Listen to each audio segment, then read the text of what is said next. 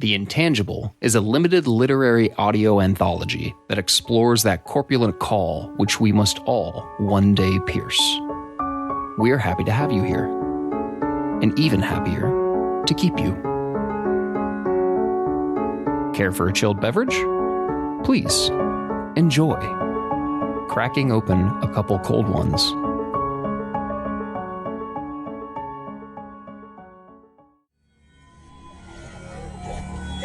The crowd screaming began when we saw the hands, one from each side, thrice the dimensions of the colliding bodies.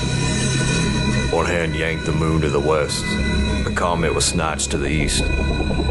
Both tipped asunder, and molten cores poured into unfathomably large, toothy maws which had appeared. Deep rumbles ensued like monstrous guffaws, flattening trees, sweeping people away in its wake, lifting them hundreds of feet high, then abandoning fleshy bodies to crash to the earth. Weeks later, they're still here. At night, the sky is dark now. It's only a matter of time before they drink us, too.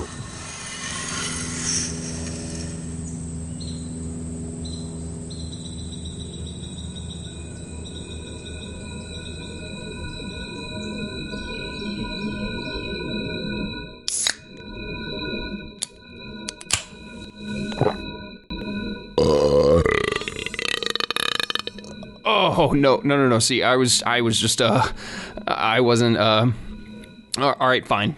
You caught me.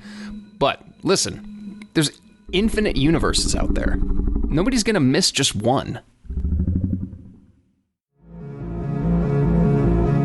Calendar year.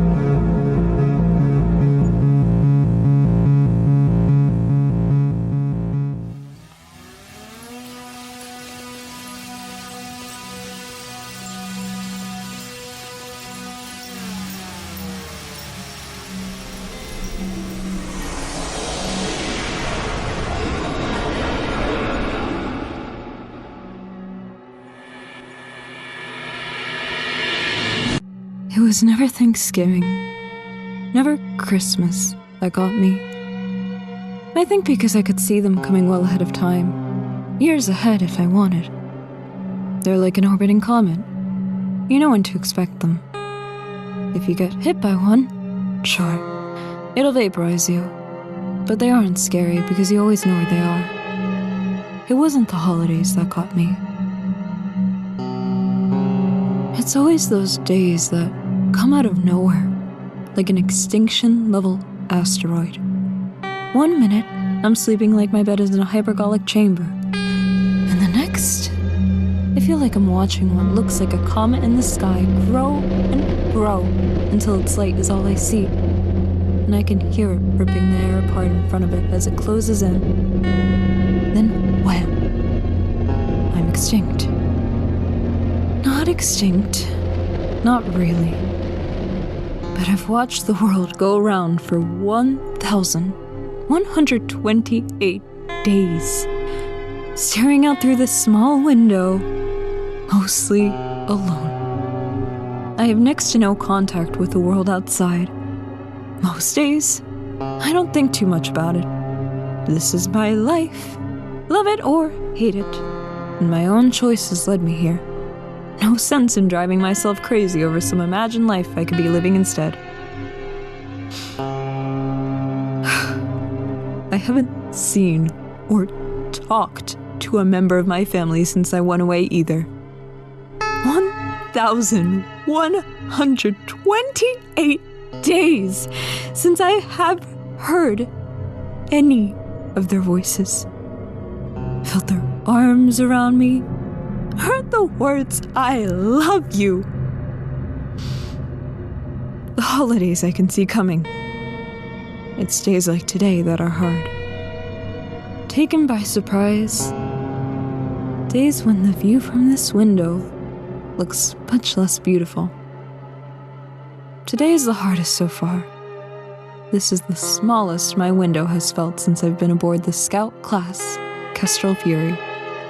The most alone I've felt since I left the surface 1,128 days ago.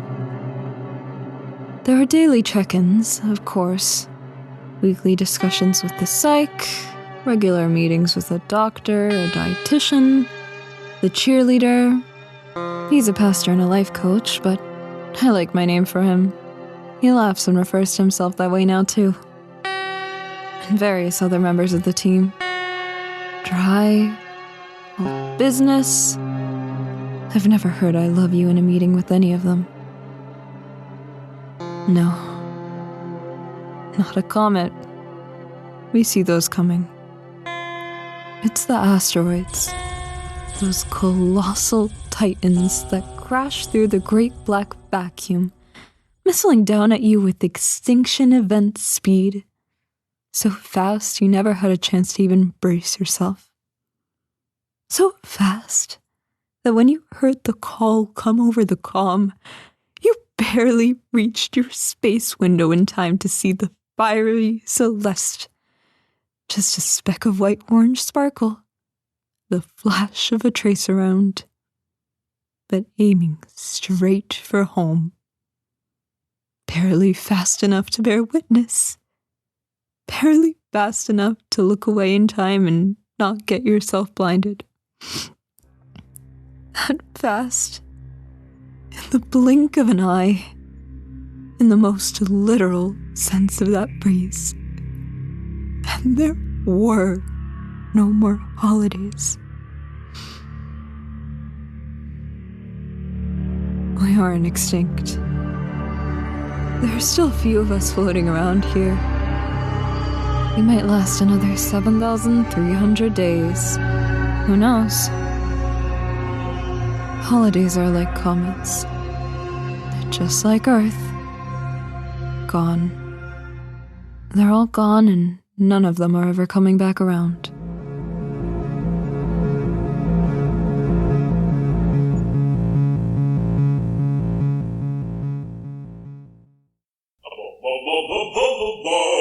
Honest Henry.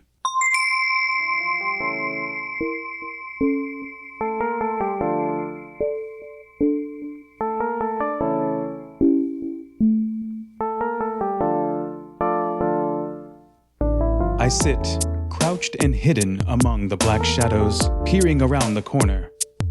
So far, the two of us have remained peaceful with each other, and I'm comfortable watching him come and go without being fully out of sight. He is much bigger than I, but not nearly as quick. I've had several run-ins with his type before, and he doesn't scare me. They're all the same, big and powerful, but clumsy, lumbering, and thin-skinned. Also, he doesn't seem to possess a particularly luminous level of intelligence. Not stupid, but not bright. Any one of our kind could easily outclass him in that department. Every day I watch, and his routine is the same. He fills his bowl, then becomes distracted. He wanders off, occupied by these other matters, and, get this, forgets to eat. He just leaves his rations lying about, unguarded and gone to waste. He doesn't come back for it, nor does he notice when I sneak in and steal some. I've been here several weeks now, and it's a wonder how he can survive with such a degree of complacency. I'm amazed by the blatant insensibility he displays. Frankly, it disgusts me. But I do enjoy the perks. So far, I don't consider him a serious threat. Based on my observations, he could be dangerous, I suppose. But he appears unlikely to choose violence. If he tries, I'll punish him for it. Still, I remain cautious. I wait for him to leave so I can steal his food again, but with so little available cover, I'm nervous about walking into the wide open. I'd be too exposed. After the close call yesterday, he almost had me, I confess. I feel a bit skittish. I suppose, in a way, he has me trapped here at the moment, but I can escape at my will. His foolishness has afforded me numerous opportunities to go without alert. Once, he leaned himself against the main door without realizing it was ajar. He stared at his feet for several moments, unaware of his own self-induced security breach. Pathetic. Yes, I miss my old streets, but my curiosity here has caught hold and kept me. Besides, he's done nothing to threaten my safety. Except for yesterday. There was a minor attack, from which I escaped unharmed. I am, however, concerned over his choice of oppression and conflict. He snuck in as I pilfered the rations he'd left lying about. He was stealthy, and I didn't notice him before he was upon me. I usually fight back. I was prepared to fight back. I always fight back, but this time was different. I'm disturbed and ashamed that I was caught so unprepared, and I'm ashamed his sorcery worked on me. His paws are enormous, large enough to wrap all the way around me, and when he got hold of me, I froze. The situation worked out, but a life could have been lost if things had gone differently. Even today, I struggle to understand what happened. What went wrong? Once he had me, though, he didn't attack. Not at first. He held me there for a moment. It gave me time to think. He's so much bigger than me, I figured it was best not to struggle, in case it would agitate him. What he did wasn't violent, but it was surely torture. He held me down with one hand and put his other hand on my neck. Then, when he touched my back, I was inexplicably paralyzed, unexpectedly captured, and entirely in repose. I had never been confronted with such a maneuver, and I cannot accurately convey the effect it had on me. Everyone knows how much I sleep. Dare say too much. I love to sleep. This was not sleep. It was as if my body slept, while I remained helpless to its will. I could hear him speaking in his bizarre language while he manipulated my neck and back with repeated motions. I admit this next part not for posterity, but because I am incapable of anything besides total upfront honesty. The whole truth, or none at all, I always say. So yes, I confess, I enjoyed the sensation, especially when his hand moved from my neck down my back. I stayed vigilant, though, watching for the inevitable opportunity, for my chance to shimmy loose and escape his clutches with a trick the very instant I could. I'm still chuckling over how well my deception worked. As I said, his bizarre trap rendered me nearly helpless, but after some time, my mobility began to return, and I could move again. Not much at first, but some. The technique he used must lose some of its potency after a certain volume of continued exposure. Although I was yet hindered to a degree, I mustered my strength, rolled over, and feigned absolute submission. Presented with my underbelly, the attacker did not cease inflicting his torture, but instead ignored my back and refocused his efforts on the tender front of my torso. I experienced those effects differently due to his new angle of attack. It wasn't as unbearable as the first technique. I felt no need to eliminate this foe, but I needed to escape. I needed to rest and to ponder how he shirked my defenses. So I lulled him into further complacency with a brief maneuver of my own. I tolerated this new torment while pretending I was feeble to convince him I had finally surrendered. I would never.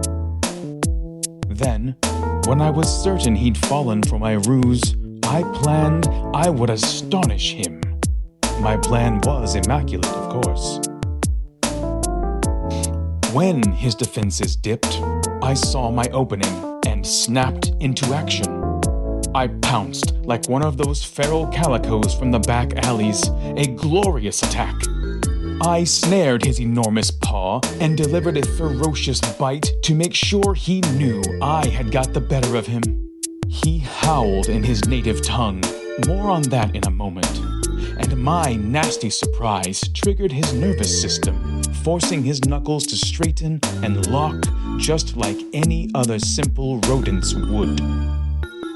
Finally, his grip relaxed and he released. I was quick and seized the moment, slipped free and retreated to safety.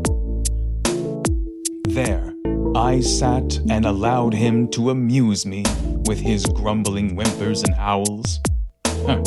He won't be trying that maneuver again.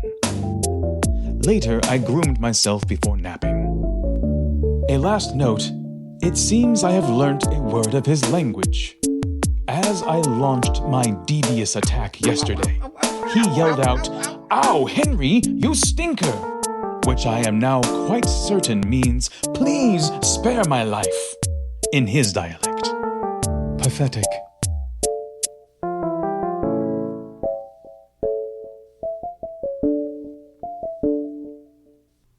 Yes, hi. I apologize for my momentary outburst earlier. As John Donne once wrote, any man's death diminishes me, because I am involved in mankind, and therefore never send to know for whom the bell tolls. It tolls for thee. Speaking of bells, I believe I hear one right now.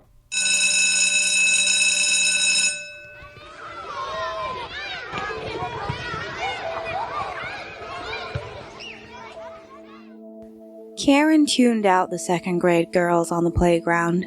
It only took 3 weeks as an elementary school teacher to learn that ability, and she was going on 6 years now as Miss Karen.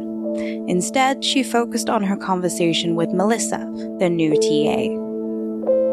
I know, can you believe it? She was only 23. We were supposed to go for happy hour this Wednesday. It was a teacher's work day and a half day, so they'd planned to leave a little early. Betsy had invited Karen to show the fellas down at Charlie's place what a couple of working gals could do with a stick and some balls on a pool table. After which they both caught the giggles and ended up laughing so hard, both their 7th period classes asked them what was wrong when they saw the smudged makeup on their faces. Melissa nodded sympathetically. She knew Karen and Betsy had been work besties. So kind and sunny. Her parents must be devastated. The brass bell gave 3 quick rings to alert the teachers recess was nearly over. Melissa clapped as she walked the perimeter of the play yard, calling the class to line up. Single file! Single file! Ladies first! Last one in line has desk duty. Most of the class lined up at their designated post, but not the group of girls. They continued their dance, hands clasped, spinning a large circle, 6 of them all together. They collapsed in a giggling heap. Melissa smiled to herself, but she knew if she gave the girls an inch, then, well, she was a little girl once too. She knew how bad it could get. Clapping louder, she shouted to them, "Let's go, girls! Line up, line up, line up!" One of the girls, Aubrey, ran over. One more time, Miss Melissa. Please. You can play it with us. We wanted to do one for Miss Betsy. Melissa looked down, and even though she knew Aubrey was putting on her best sad puppy face, it still worked. If we do one dance together, one, for Miss Betsy, will you tell the others to follow directions so we can line up without any fuss? Yes, Miss Melissa. So, can we? Go ahead. She nodded. I'll be right over. Aubrey dashed back to the group, and they all joined hands, leaving a space right next to Aubrey for Miss Melissa. As Melissa took her place between Cindy and Aubrey, Aubrey smiled up at her, beaming. Miss Melissa and the group of second-grade girls collapsed to the dense autumn grass, all of them giggling. True to her word, Aubrey had told the others, and they obediently lined up and returned to class. Several weeks later, Miss Karen stood at recess with her arms crossed, chatting with the new TA, Annabelle. "It's just so weird. First Betsy, then Melissa." Karen shivered.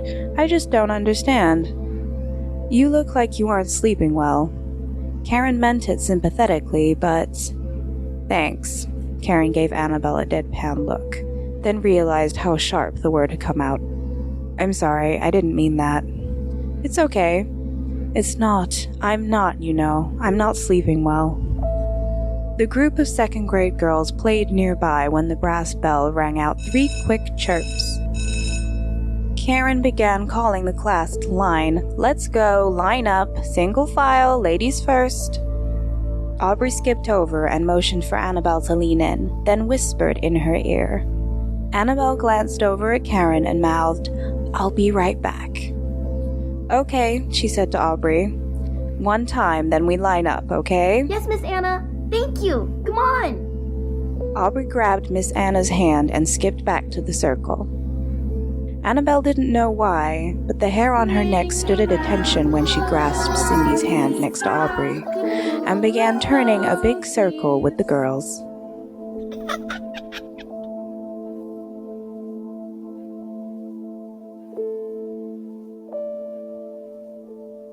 Don't you just love children?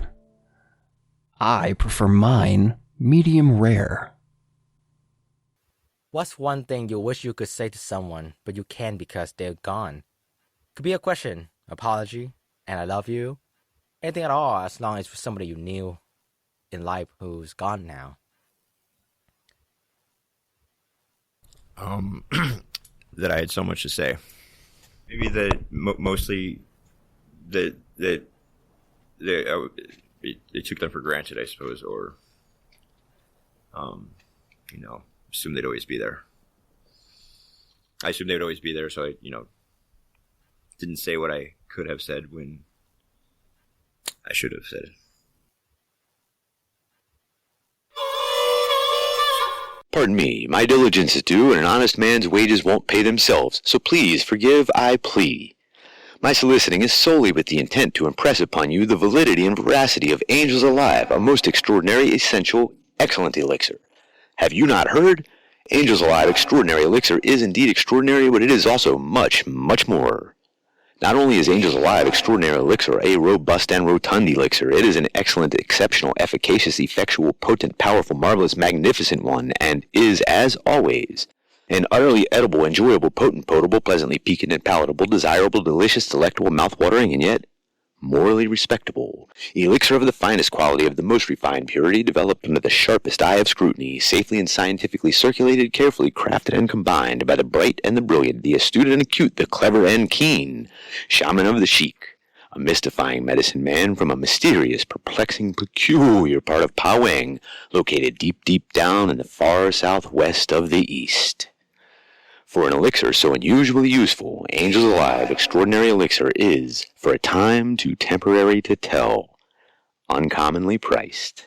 Every extraordinary bottle of Angels Alive Extraordinary Elixir must go. And remember, folks, a bottle bought is always a bottle sold.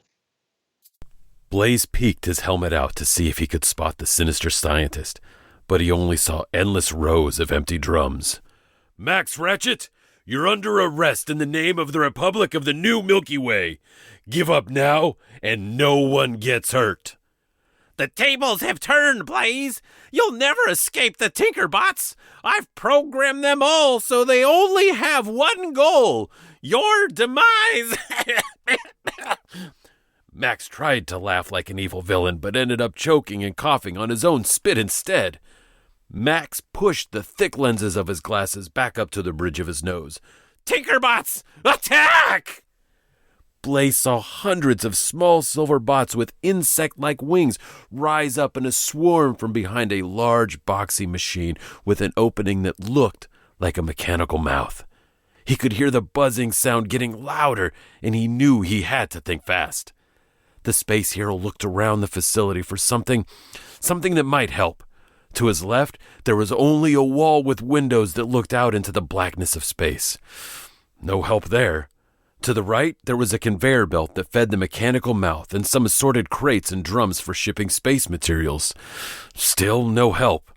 The buzzing sound got louder, and Blaze knew he needed an escape plan, but he felt so sleepy. He looked up at the ceiling and suddenly had an idea. I'll rest my eyes. Just for a minute. His mom kissed his forehead and tucked him in. Good night, Nathan. Have sweet space dreams. Nathan gave a quiet snore as he rolled to his side and clutched his favorite action figure a little tighter. You've been listening to The Intangible, an audio literature program of weird fiction. This was not a fever dream, nor was this the seething sea that ceased to see, then thus sufficeth thus.